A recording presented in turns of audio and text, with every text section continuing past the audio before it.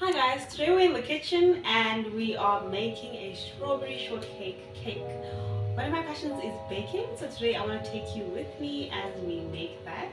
It's a little surprise for my mother. She doesn't know I'm doing this even though I'm in the kitchen. Shh. Come on. Okay, so for our ingredients list, we have a bowl of flour. We'll probably only use about a cup and a half. We have some milk. We have about half a cup of oil, so this should do because we're gonna make 2 sponges out of 1 batter of flour. And we have some eggs, some baking powder, and we're only gonna need a teaspoon of that salt and some margarine. And we're gonna have sugar, which is somewhere in here. So we're gonna have about a cup of sugar, about a quarter, 3/4 of a cup of sugar. So that's our ingredients list. Okay, to start, we're gonna crack our eggs into our bowl. So that's 3 eggs going in.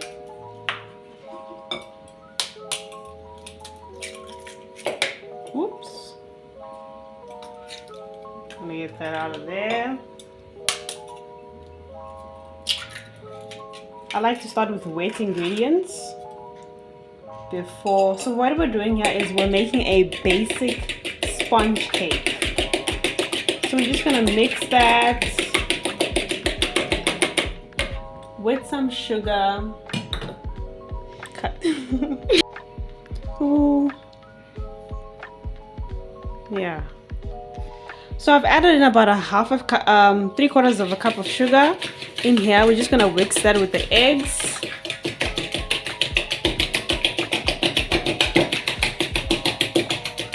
And then we're gonna go ahead and add some oil. I think actually what was supposed to happen is that I was supposed to add the sugar to the oil, but it's fine. We're just wasting that.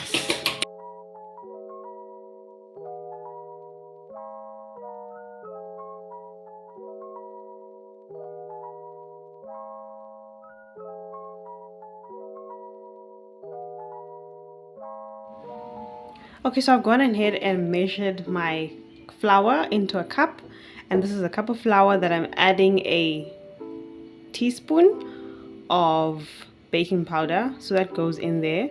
Mix it before we add it to our wet ingredients. We still have about another cup and a half, about another half a cup over here, which we're going to add. So what you want to do with your flour is you want to add it slowly into your wet ingredients.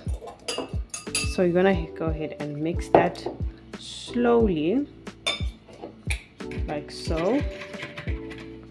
So you want to put a little bit, mix it in, make sure it's well incorporated.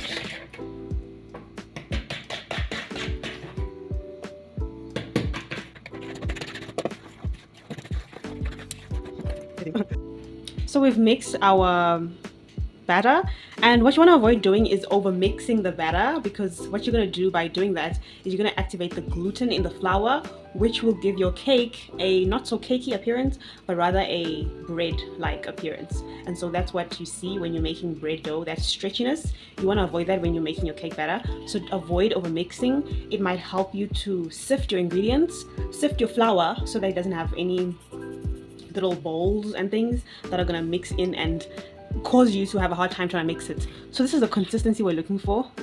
It's quite soft, it's quite loose, so it will make for a great soft sponge cake. So in your prepared pan, which you have put some butter on to avoid sticking and all of that, you're going to pour your batter about halfway through the pan because it will rise. Now actually what we're going to do is make 1 sponge. We're going to make 1 sponge and then we're going to cut it in.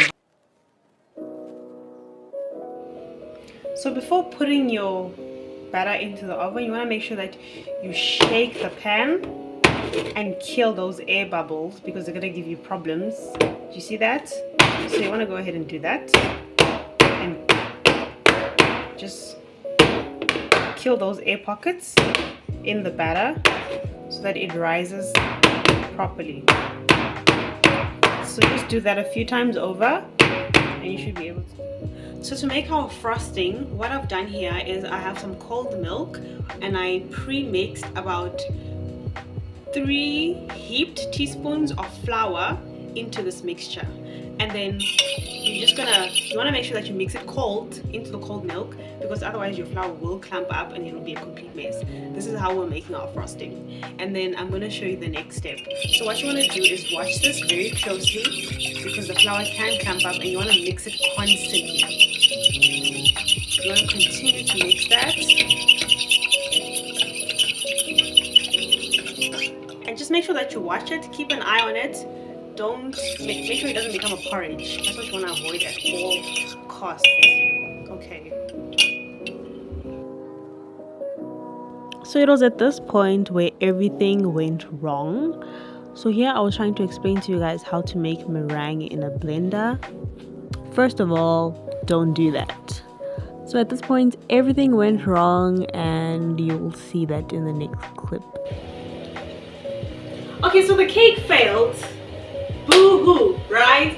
Why? Because I tried to make meringue in a blender. So I've made a meringue frosting before, I made it by hand, and a blender apparently isn't a good idea. So for those at home, take it from me, don't try to make a meringue in a blender. It's gonna fail, it's gonna be miserable.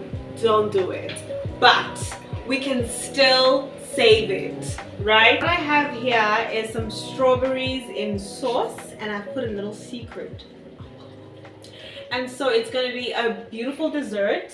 And I've also gone ahead and made an egg custard prepared at home. So if you guys want to see the recipe for that, let me know and we can go ahead and sort that out. So what it's going to be, it's no longer going to be a cake, it's going to be a dessert. And right here we have the cake.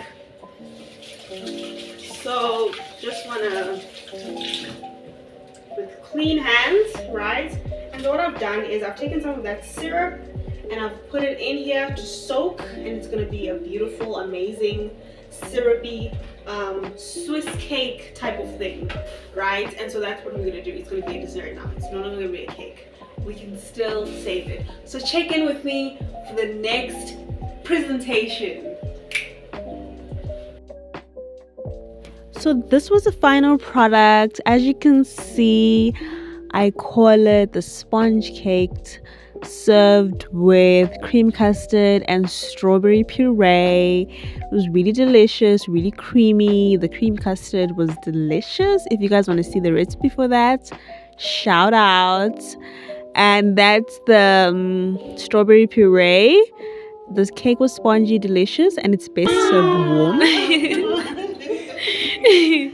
you're going to tell us, is it good or is it very bad? So this is the taste test, the first taste test, guys. This is it. Okay.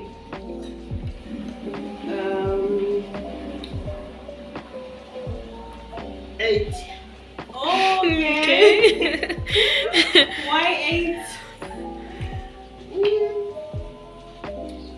Sugar is less. I want sugar. Okay.